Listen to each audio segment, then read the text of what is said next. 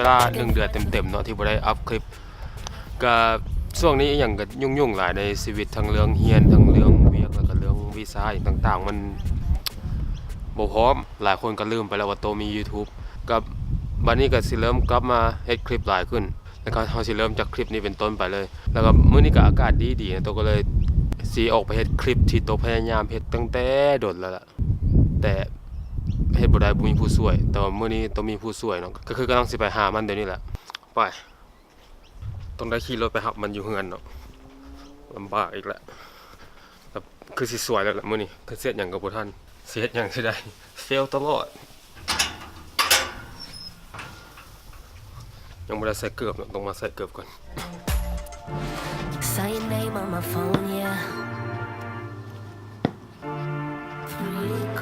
ตอนนี้เราก็พร้อมแล้วไปหามันกันเลย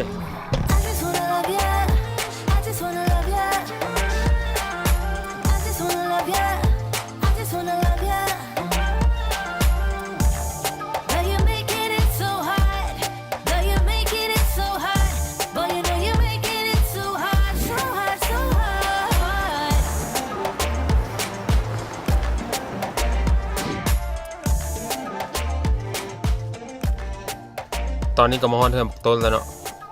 ถามมันออกมาบอกมาจากเตือนเดี๋ยวส่งข้อความบอกเหมือนกันออกมาแล้วแม่ แห้งซ่าเลยนี่เวลาบ่มีอะไรนี่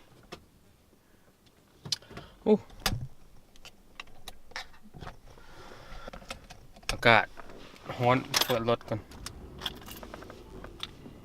บอกต้นมันออกมาแล้วถามกันตึกโอ้ตายมืดคือลีลาแต่ว่าโมนี่เสือในกีบธรรมดาโอเคสันเฮาก็สิเริ่มออกเดินทางสิขับรถประมาณ1 ชั่วโมงเนี่ยแหละเจอกันบาย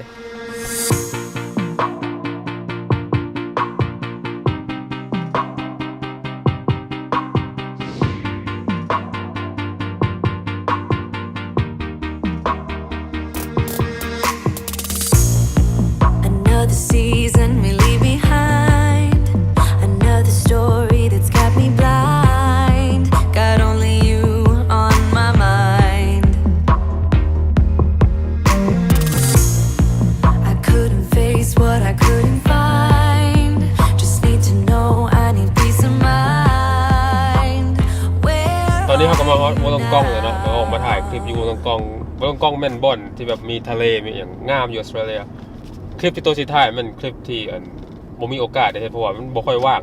ถ้าให้เฮ็ดเวียกออสเตรเลียก็สิฮู้เอาเวลาว่างนำหมู่มาเฮ็ดในนี่ยากก็ตอนนี้เนี่ยเขาอยู่ตัวเมืองมันละก็คืออย่างที่เห็นรถหลายรถติดหน่อยนึงเพราะว่าเขาแปลงทางแปลงวาดแปลงซ่องเดี๋ยวไปฮอดจุดหมายแล้วสิพาเบิ่งบีช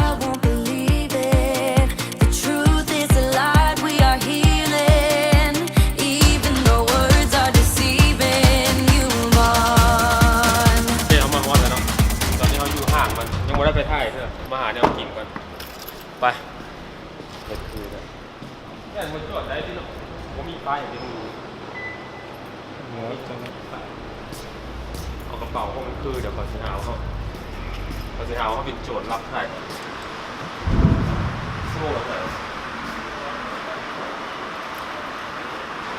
$3แล้วก็ดูไป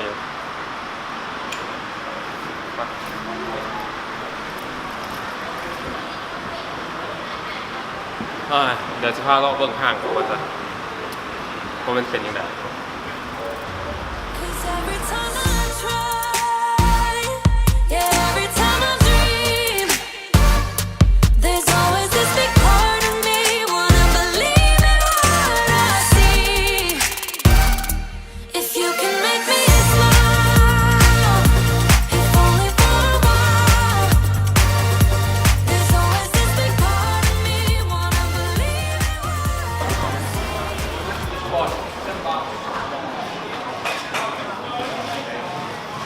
เติมพลังแล้วยังเหรอ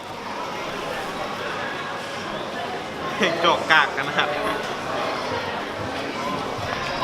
ตัวเองแล้วก็ตรงนี้มาเปิดลงบอล ตัวเอานะเอาอหย่างบักเกอร์วะ บอบอ อันนี้มันเขาเอิ้นว่าอย่างกับซีวุ้นนำเป็นวุ้นเนอะแม่นที่บอกแต่ลาวกับที่แม่นเนี่ยก็ไม่ใช่อย่างนั้นแกะถูกวิธีสิวะ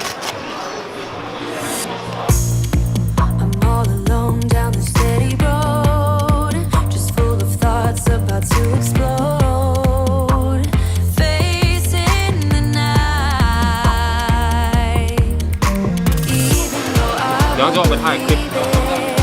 truth is the light we are healing.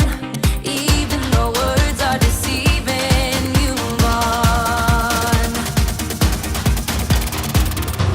'Cause every time I try, yeah, every time I dream, there's always this big part of me wanna believe in what I see. If you can make me smile, if only for a while, there's always this big part of me wanna believe in what I see.